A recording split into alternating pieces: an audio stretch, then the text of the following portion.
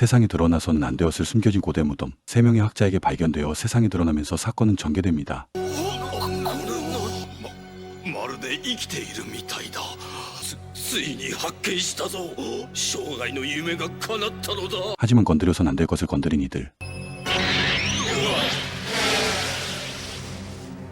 세상을 공포로 지배했던 3명의 대왕이 영혼이 봉인해제되고 맙니다.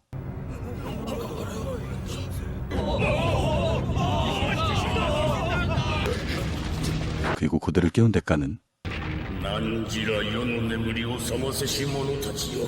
日の後何時らの頭上に大いなる災禍が降りかかるであろう。だが聞け。3人の焼きずある若者が現れ力を合わせどの予言は成就しない。 세상을 멸망시킨다는 3명의 대왕의 부활, 그리고 그들을 막을 수 있다는 화살 표시를 지닌 3명의 암살자인 홍랑.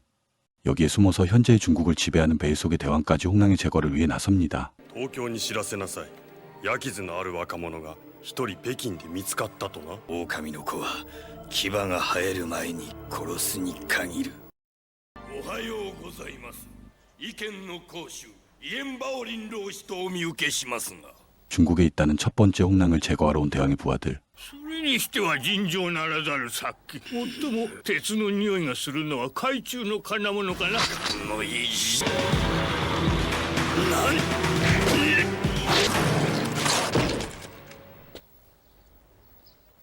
遅いだしん。のっと腕が。ああ、何。後から聞くものさ。 3명의 홍랑 중 가장 먼저 모습을 드러내는 홍랑, 신입니다.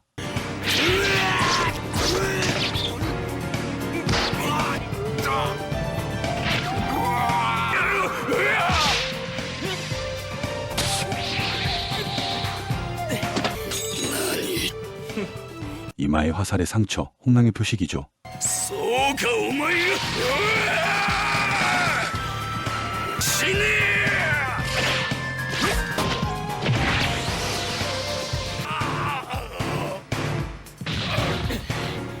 やはり大王の使いか。大王。 홍랑의 전설을 알고 있던 스승. 하지만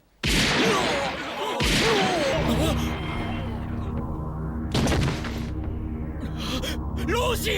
二人の友を探せ。 그렇게 평범하게 살고 있던 신은 스승의 복수가 동기가 되어 홍랑으로서 대왕들의 부활의 저지에 맞서게 됩니다. 死んじゃダメだ。邪魔が入った。 두 번째 홍랑의 등장은 도쿄에서 시작됩니다. 일을 마치고 퇴근하던 평범한 직장인 미즈오의 눈앞에서 뺑소니가 발생하는데 이 사람은 대왕의 봉인을 건드렸던 3인의 박사 중 1명, 나머지 2명은 이미 의문사한 상황이죠. これを。 미즈오에게 알 수 없는 디스켓을 건네고 사망하는 박사. 이렇게 대왕의 부활을 알고 있는 이들은 모두 세상에서 사라지는데 하지만 아직 끝나지 않았죠. 바로 박사가 남긴 디스켓. 부활한 대왕들, 그리고 홍랑에 관한 내용들이 담겨있기 때문입니다. 本当なのこれ。焼き傷のある航路は北京にいる。 믿기 힘든 내용들이지만 심각하게 생각하는 미즈오. 焼き傷。 그녀 역시 홍랑의 표식이 있기 때문입니다. 警官。わしを見ずほだな。もうここにいるわけにはいかない。北京へ。 그렇게 평범하게 살고 있던 미즈오 역시 사건에 엮이며 신을 찾아 중국으로 향하기로 합니다. 그 시각 신 역시 수상한 경찰로부터 어디론가 연행되는데 こんな真夜中に俺を一体どこへ連れて行くんだ。あんたも大王の家来だな。そうさ、俺だけじゃない。この国の有力者の半数はすでに魂を売り渡している。その大王とは一体何者だ。混乱は1匹では戦えない。3匹が群れをなす前に。まあ 때마침 신을 구하러 온 친구들이 나타났죠.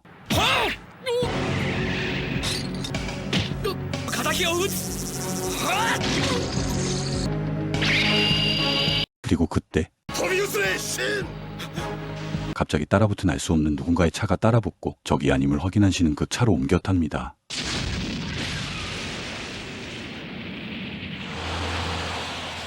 おい、あれは誰の車だ。 신을 도와준 인물은 뒷세계의 보스인 유코. お前を黒社会にスカウトするためさ。 신을 스카우트하려는 유코. 유코는 신이 홍랑임을 알고 있기 때문이죠. お前に見せたいものがある。 바로 미조가 가지고 있던 홍랑의 비밀이 담긴 디스켓. 유코가 가지게 된 과정은 이렇습니다. 신을 찾아서 중국으로 향하던 미조. 飛行機。 하지만 얼마 못 가 대왕의 부하들에 의해 미주오의 비행기는 격추당하고 信じられんだろうが、このフロッピーも死体が運んできたんだぜ。海上を漂流していた彼女を拾ったのは、韓国からの密輸品を運んでいた俺所有のこれには単なる偶然の積み重ねでこうなったとは思えない。 우연히 알게 된 홍랑의 존재. 유코는 홍랑의 힘을 이용해 대왕의 자리에 오르려는 것이죠. これだけじゃない。俺が手に入れたのは二人の本乱。 그때 두 개의 화살 표식이 만나자 공명을 시작하고 미주오는 눈을 뜹니다. どこなのここは。あなたたちは誰。 그런데 서로 마주하게 된 두名의 홍랑은 どこかで見た顔。でも誰だか思い出せない。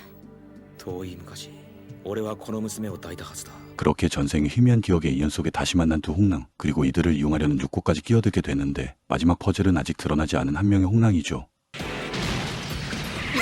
계속 이어지는 대왕의 부하들의 공격.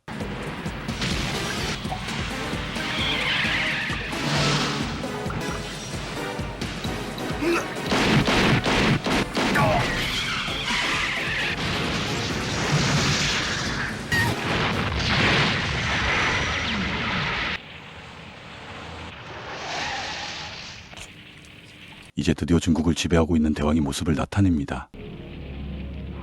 お前はまさか前の国家主席ウー・ヤンピンの息子ウー・タイロン。一体俺たちをどうする気だ。全ては悟空が決定することだよ。悟空だと。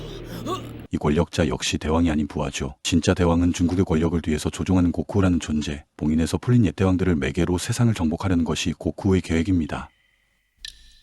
한편 사로잡힌 신과 미주오. 미주오는 아무리 봐도 신을 어디선가 본 적이 있는 느낌을 지울 수 없는데 그때 또 한 번 공명하는 화살 자국. 결국 떠올려집니다. 전생의 인연.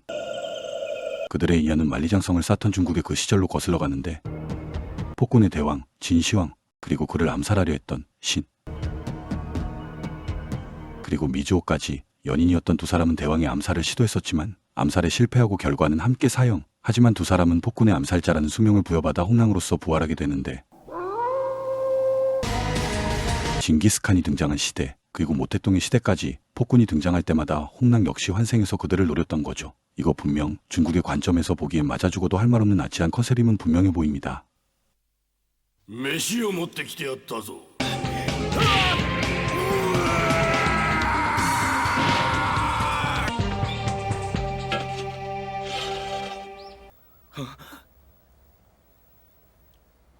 この屋敷にいたウー・タイロンの部下たちは俺の子分たちが皆殺しにした。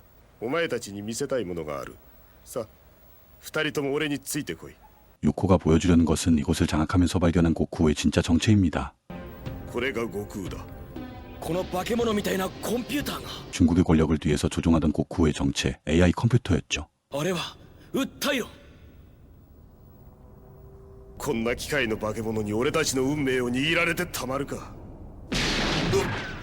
류코! 모든 권력에 힘이 미치는 고쿠, 유코의 부하도 예외가 아니었습니다.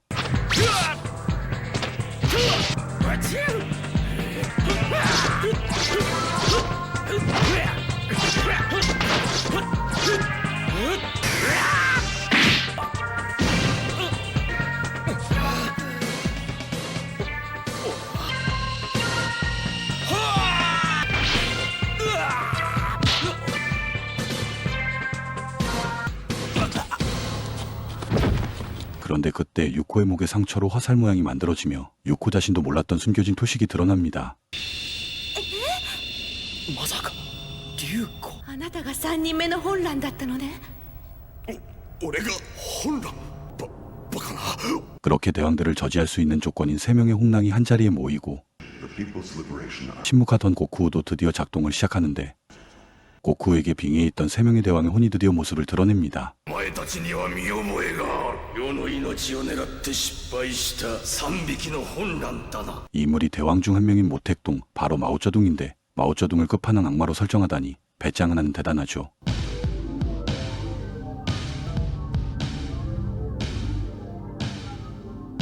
고쿠가 만들어낸 정념의 세계 속에 부활한 진시황, 징기스칸, 모택동의 부대, 그리고 이들을 저지하기 위한 홍랑의 마지막 싸움이 시작됩니다.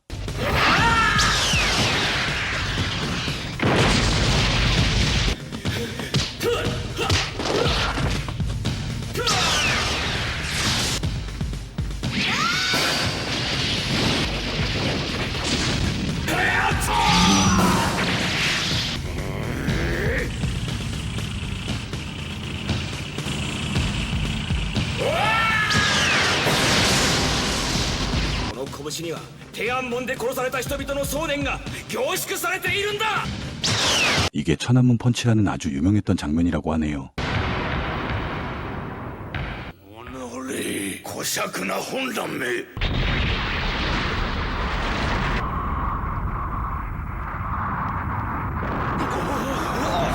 我らにかなうと思うのか。おとなしく我らが手にかかり。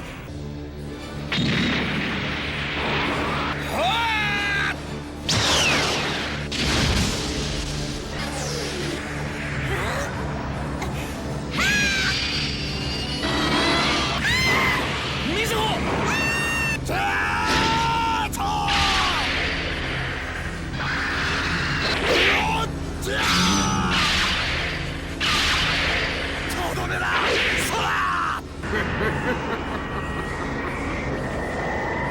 역시 끝판왕은 모택동, 이 정도면 감독의 의도가 명확하죠. 그리고 모택동의 등장은 유코를 움찔하게 만드는데 ダメだ俺に毛沢東を倒すことなどなんだって流行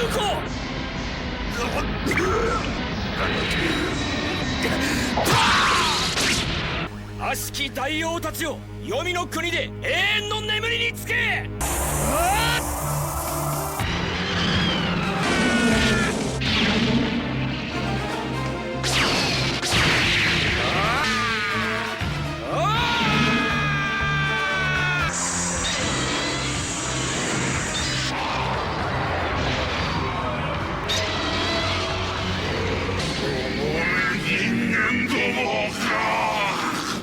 그렇게 부활했던 세 명의 대왕의 혼은 고쿠의 파괴와 함께 소멸하고 これで終わったのね。いやこれから始まるのさ。 모택동 같은 대왕이 또 나타나면 언제든지 다시 없애겠다는 위험한 싱의 말과 함께 본작의 아스한 결말은 마무리됩니다.